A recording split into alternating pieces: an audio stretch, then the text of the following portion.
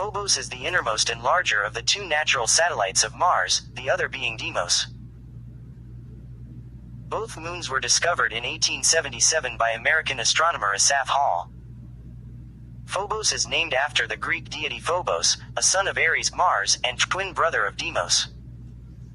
Phobos is a small, irregularly shaped object with a mean radius of 7 miles.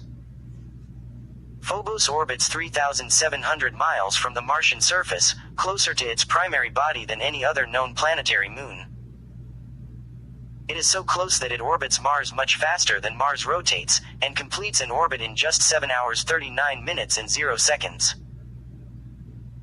As a result, from the surface of Mars it appears to rise in the west, move across the sky in 4 hours 15 minutes and 0 seconds or less, and set in the east, twice each Martian day. Phobos is one of the least reflective bodies in the solar system, with an albedo of just 0.071.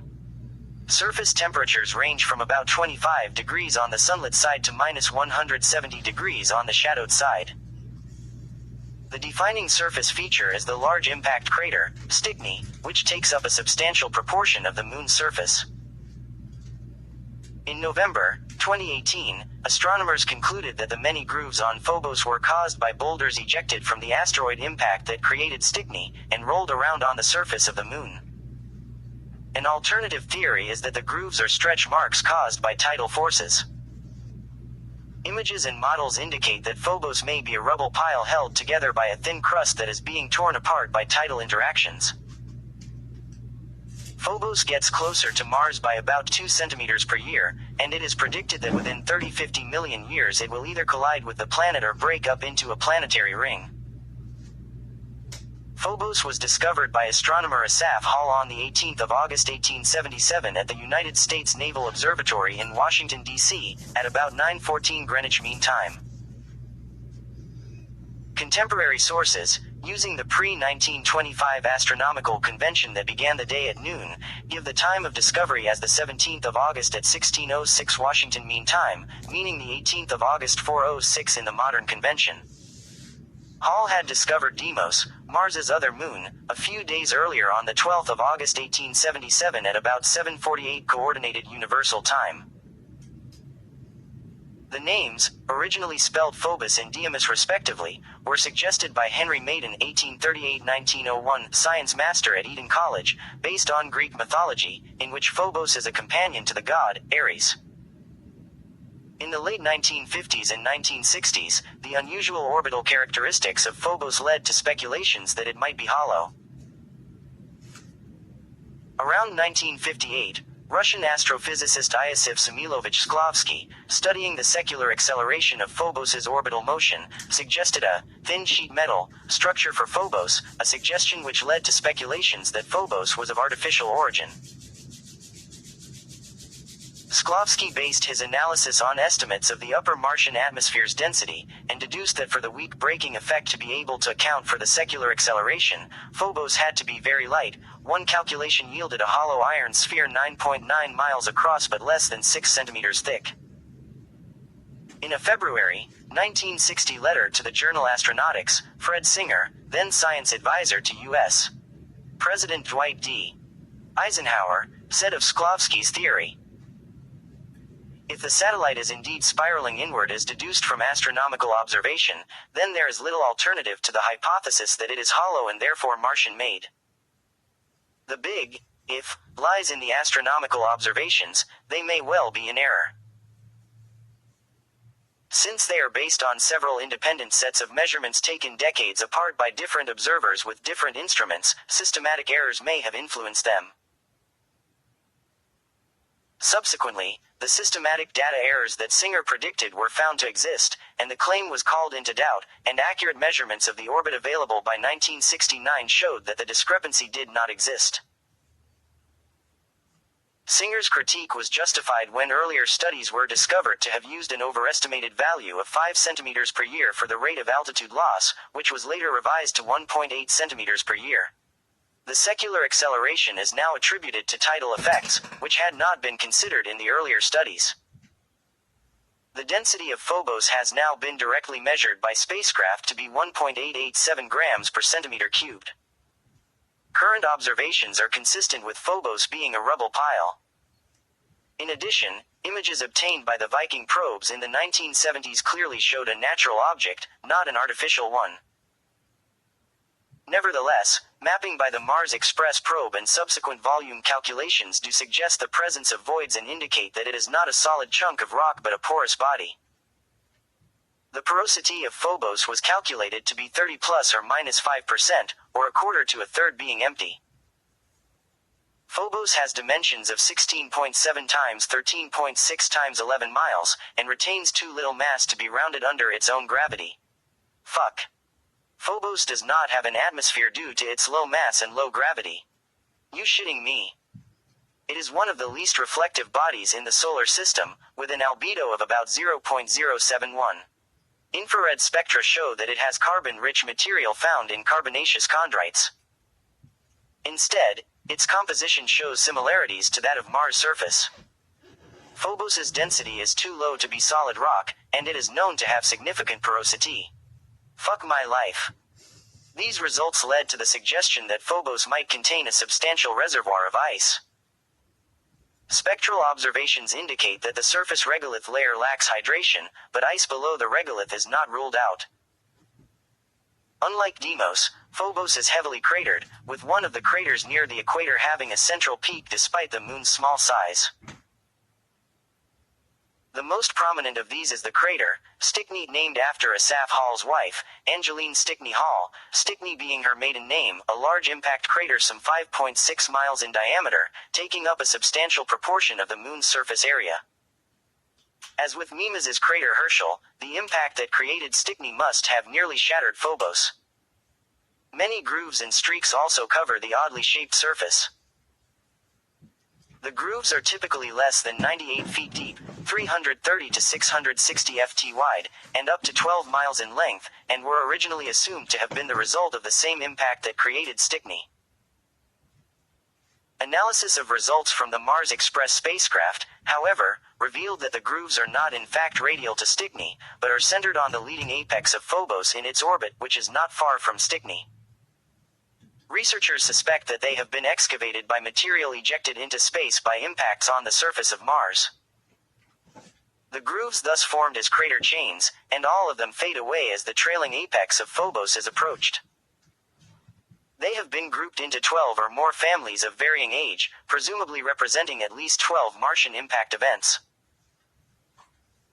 However, in November 2018, following further computational probability analysis, astronomers concluded that the many grooves on Phobos were caused by boulders ejected from the asteroid impact that created Stickney crater. These boulders rolled in a predictable pattern on the surface of the moon. Faint dust rings produced by Phobos and Deimos have long been predicted, but attempts to observe these rings have, to date, failed. Recent images from Mars Global Surveyor indicate that Phobos is covered with a layer of fine-grained regolith at least 100 meters thick. It is hypothesized to have been created by impacts from other bodies, but it is not known how the material stuck to an object with almost no gravity. The unique Kaidan meteorite that fell on a Soviet military base in Yemen in 1980 has been hypothesized to be a piece of Phobos, but this has been difficult to verify because little is known about the exact composition of Phobos. A person who weighs 150 pounds on Earth would weigh about 2 ounces standing on the surface of Phobos. Holy human shit.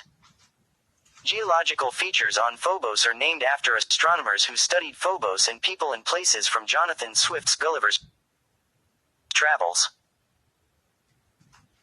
There is one named Regio, Laputa Regio, and one named Planitia, Legato Planitia. Both are named after places in Gulliver's Travels, the fictional Laputa, a flying island, and Legato, imaginary capital of the fictional nation Balnibarbi. The only named ridge on Phobos is Kepler Dorsum, named after the astronomer Johannes Kepler. The orbital motion of Phobos has been intensively studied, making it the best studied natural satellite in the solar system in terms of orbits completed. Its close orbit around Mars produces some unusual effects. With an altitude of 3,721 miles, Phobos orbits Mars below the synchronous orbit radius, meaning that it moves around Mars faster than Mars itself rotates. Therefore, from the point of view of an observer on the surface of Mars, it rises in the west, moves comparatively rapidly across the sky in 4 hours 15 minutes and 0 seconds or less, and sets in the east, approximately twice each Martian day every 11 hours 6 minutes and 0 seconds. Because it is close to the surface and in an equatorial orbit, it cannot be seen above the horizon from latitudes greater than 70.4 degrees. Its orbit is so low that its angular diameter, as seen by an observer on Mars, varies visibly with its position in the sky. Seen at the horizon, Phobos is about 0.14 degree wide. At zenith it is 0.20 degrees, 1/3 as wide as the full moon is seen from Earth. By comparison, the Sun has an apparent size of about 0.35 degrees in the Martian sky.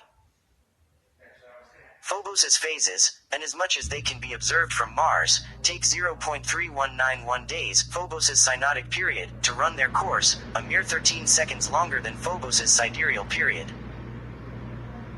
As seen from Phobos, Mars would appear 6,400 times larger and 2,500 times brighter than the full moon appears from Earth, taking up a quarter of the width of a celestial hemisphere. An observer situated on the Martian surface, in a position to observe Phobos, would see regular transits of Phobos across the Sun. Several of these transits have been photographed by the Mars rover Opportunity. During the transits, Phobos's shadow is cast on the surface of Mars, an event which has been photographed by several spacecraft. Phobos is not large enough to cover the Sun's disk, and so cannot cause a total eclipse. Tidal deceleration is gradually decreasing the orbital radius of Phobos by approximately 2 meters every 100 years, and with decreasing orbital radius the likelihood of breakup due to tidal forces increases, estimated in approximately 30-50 million years, with one study's estimate being about 43 million years. Phobos's grooves were long thought to be fractures caused by the impact that formed the Stickney crater. Other modeling suggested since the 1970s support the idea that the grooves are more like stretch marks that occur when Phobos gets deformed by tidal forces, but in 2015 when the tidal forces were calculated and used in a new model, the stresses were too weak to fracture a solid moon of that size, unless Phobos is a rubble pile surrounded by a layer of powdery regolith about 330 feet thick. Stress fractures calculated for this model line up with the grooves on Phobos. The model is supported with the discovery that some of the grooves are younger than others, implying that the process that produces the grooves is ongoing. Given Phobos's irregular shape and assuming that it is a pile of rubble, specifically a more Coulomb body, it will eventually break up due to tidal forces when it reaches approximately 2.1 Mars radii, 4,422 miles, the Martian Roche limit. When Phobos is broken up, it will form a planetary ring around Mars. This predicted ring may last from 1,100,000,000 years. The fraction of the mass of Phobos that will form the ring depends on the unknown internal structure of Phobos. Loose, weakly bound material will form the ring. Components of Phobos with strong cohesion will escape tidal breakup and will enter the Martian atmosphere. The origin of the Martian moons is still controversial. Phobos and Deimos both have much in common with carbonaceous C-type asteroids, with spectra, albedo, and density very similar to those of C or D-type asteroids. Based on their similarity, one hypothesis is that both moons may be captured main belt asteroids. Both moons have very circular orbits which lie almost exactly in Mars' equatorial plane, and hence a capture origin requires a mechanism for circularizing the initially highly eccentric orbit, and adjusting its inclination into the equatorial plane, most probably by a combination of atmospheric drag and tidal forces, although it is not clear that sufficient time is available for this to occur for Deimos. Capture also requires dissipation of energy. The current Martian atmosphere is too thin to capture a Phobos-sized object by atmospheric braking. Jeffrey A. Landis has pointed out that the capture could have occurred if the original body was a binary asteroid that separated under tidal forces. Phobos could be a second-generation solar system object that coalesced in orbit after Mars formed, rather than forming concurrently out of the same Earth cloud as Mars. Another hypothesis is that Mars was once surrounded by many Phobos and Deimos-sized bodies, perhaps ejected into orbit around it by a collision with a large planetesimal. The high porosity of the interior of Phobos, based on the density of 1.88 grams per cc, voids are estimated to comprise 25 to 35% of Phobos's volume, as inconsistent with an asteroidal origin. Observations of Phobos in the thermal infrared suggest a composition containing mainly phyllosilicates, which are well known from the surface of Mars. The spectra are distinct from those of all classes of chondrite meteorites, again pointing away from an asteroidal origin. Both sets of findings support an origin of Phobos from material ejected by an impact on Mars that reaccreted in Martian orbit, similar to the prevailing theory for the origin of Earth's moon. Some areas of the surface have turned out to be reddish in color, while others are bluish. The hypothesis is that gravity pull from Mars makes the reddish regolith move over the surface, exposing relatively fresh, unweathered and bluish material from the moon, while the regolith covering it over time has been weathered due to exposure of solar radiation. Because the blue rock differs from known Martian rock, it could contradict the theory that the moon is formed from leftover planetary material after the impact of a large object.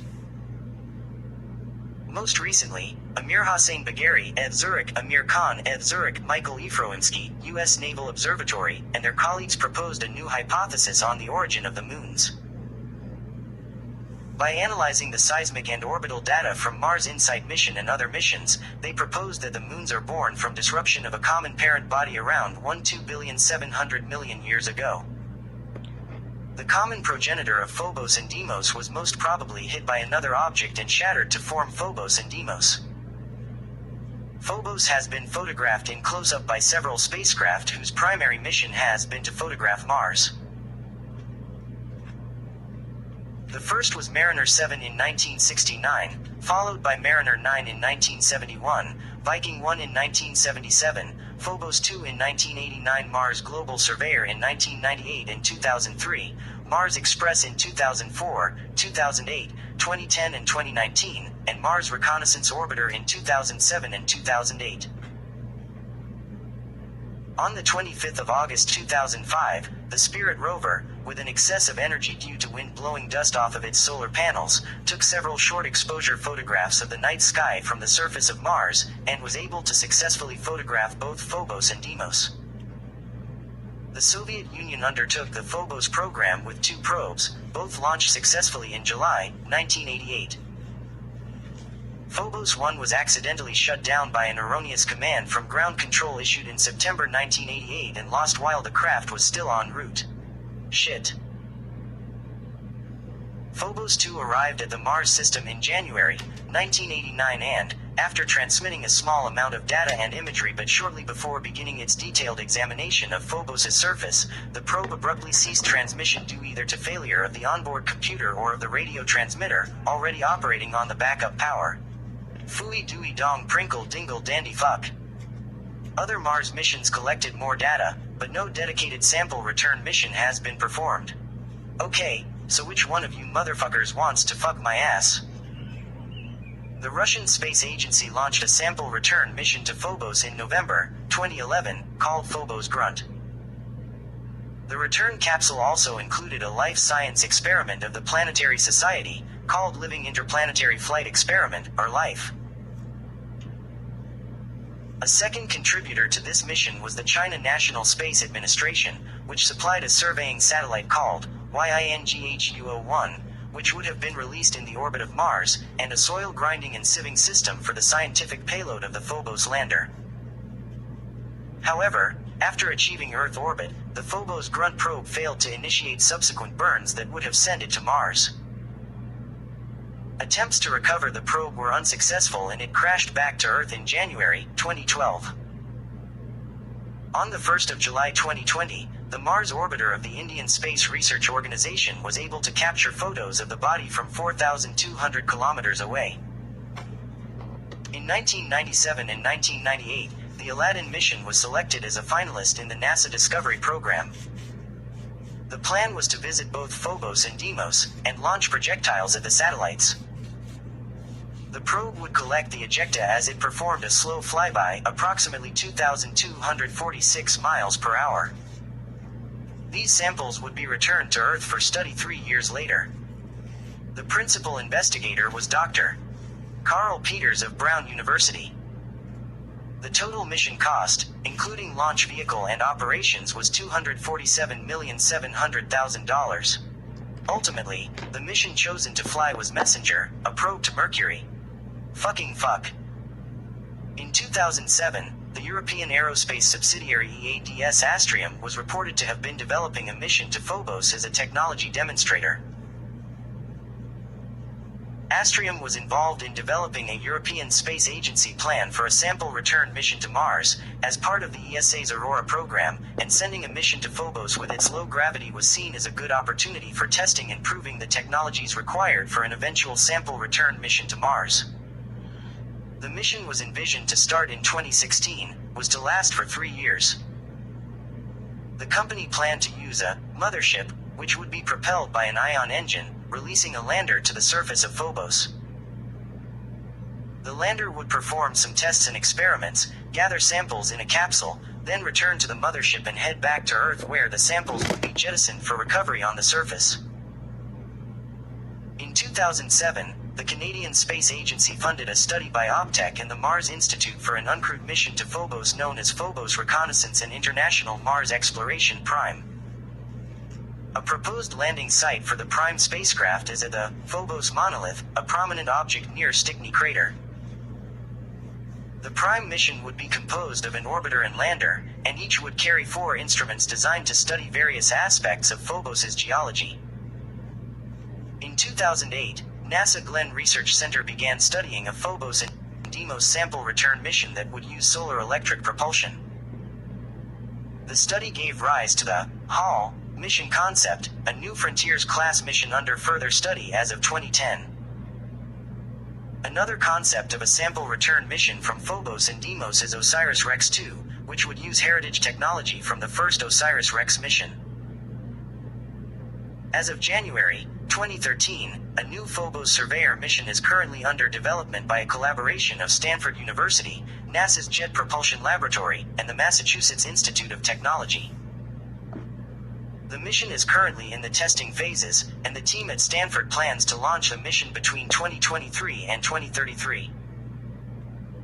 In March 2014, a Discovery-class mission was proposed to place an orbiter in Mars orbit by 2021 to study Phobos and Deimos through a series of close flybys. The mission is called Phobos and Deimos in Mars Environment (PADME). 2 other Phobos missions that were proposed for the Discovery 13 selection included a mission called Merlin, which would fly by Deimos but actually orbit and land on Phobos, and another one is Pandora, which would orbit both Deimos and Phobos.